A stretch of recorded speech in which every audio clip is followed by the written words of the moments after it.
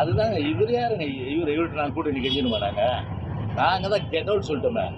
அப்புறம் என்ன போய் நாங்கள் போய் திருப்பி போய் நாங்கள் வந்து பேசுறதுக்கு அவங்ககிட்ட என்ன இருக்குது? அதுதான் தெளிவுபடுத்திட்டோமே. மாவட்ட செயலர் கூட்டத்திலையும் சரி, அதே போல் ஒரு தலைமை நிர்வாகி கூட்டத்திலும் சரி, ஒட்டுமொத்தமாக உருவானதாக அன்னைக்கு தீர்மானம் நிறைவேற்றி அன்னைக்கு ஊடகங்களுக்கு சொன்னாங்களா இல்லையா? அதுதான் ஸ்டாண்ட் அது. அதனால் இதுதான் வந்து கட்சியுடைய ஸ்டாண்டாக நான் சொல்ல முடியும். அதனால் எதிர்காலத்துலேயும் கிடையாது. அதில் வந்து இப்போ தமிழிசையும் அவங்களெல்லாம் இன்றைக்கி வந்து அவங்களுக்குள்ள வந்து ஒரு உட்கட்சி விவகாரம் புரியுதுங்களா? அதில் போட்டி இருக்கலாம். நாளைக்கு இப்போ யார் இந்த கட்சிக்கு தலைவராக அண்ணாமலை இருந்தாலும் சரி, அண்ணாமலை போனாலும் சரி, சரிங்களா? எங்களை பொறுத்தவரை சரி, நரி வளம் போனால் என்ன, இடம் போனால் என்ன, நாட்டுக்கு தமிழ்நாட்டுக்கு பிஜேபியால் எதுவும் நல்லது நடக்க போகிறது கிடையாது. அதே போல் இவங்களால எந்த ஒரு ஓட் ஷேரை இனிமேல் வந்து அதிகப்படுத்த போகிறது கிடையாது. இதை நீங்கள் கண் கூட பார்ப்பீங்க.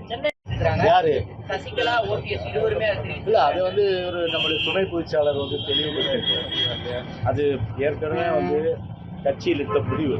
அதாவது வந்து ஒற்றை தலைமையின் கீழ் பொதுச்செயலாளர் தலைமையின் கீழே இன்றைக்கி கட்சியை பொறுத்த இன்றைக்கி வந்து எழுச்சியோடு இருக்கு. அதில் அதுக்கு வந்து அவங்களுடைய அந்த கருத்துக்கள் என்பது அது வந்து யாராலும் ஏற்றுக்கொள்ள முடியாத கருத்து. அது ஃபுல் ஸ்டாப் வச்சாச்சு. எனவே அது வந்து இனிமேல் வந்து துணை பொதுச்செயலாளர் சொன்ன மாதிரி எந்த காலத்திலும் எந்த கட்டத்திலும் அந்த பேச்சுக்கே இடம் இல்லை.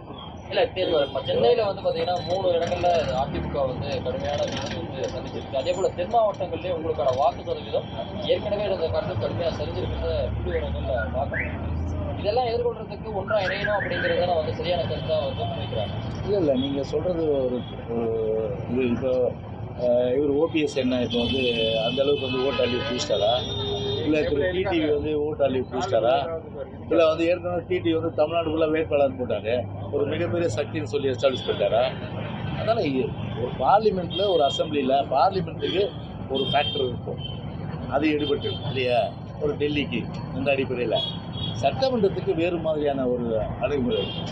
அதனால் இப்போ வந்து பார்த்திங்கன்னா 1 கோடி ஓட்டு வாங்கியிருக்கிறோம். ஏன்னா போன எலெக்ஷனோட இந்த எலெக்ஷன் வந்து நாங்கள் அதிகம் தான் வாங்கியிருக்கோம், எந்த விதத்துலையும் குறையில கட்சியை பொறுத்தவரை. அப்படி இருக்கும்போது உடனே என்ன பண்ணுறது? இதை மாதிரி ஒரு போஸ்ட் அடிக்கிறது, இப்படி அடிக்கிறது, அப்படி அடிக்கிறது, அதெல்லாம் கிடையாது.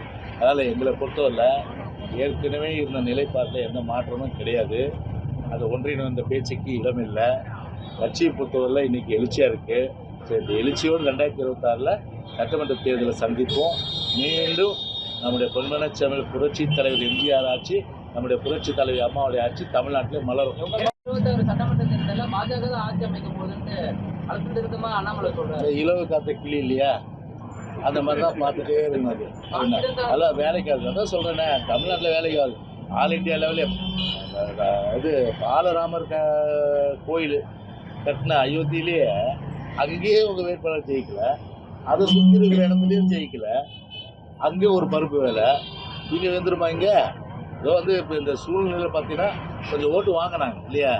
இதே மாதிரி ஒரு அமாவாசை சோறு 2026 கிடைக்குமானா கண்டிப்பாக சொல்கிறேன், பிஜேபிக்கும் சரி மற்றவங்களுக்கும் கிடைக்காது. பாதகம் செய்பவரை கண்டால் நாம் பயங்கொள்ளலாகாது பாப்பா, மோதி மிதித்து விடு பாப்பா, அவர் முகத்தில் உமிழ்ந்து விடு பாப்பா. அண்மை செய்திகளை உடனுக்குடன் தெரிந்து கொள்ள இணைந்திருங்கள் இயம்நாடு தொலைக்காட்சியுடன்.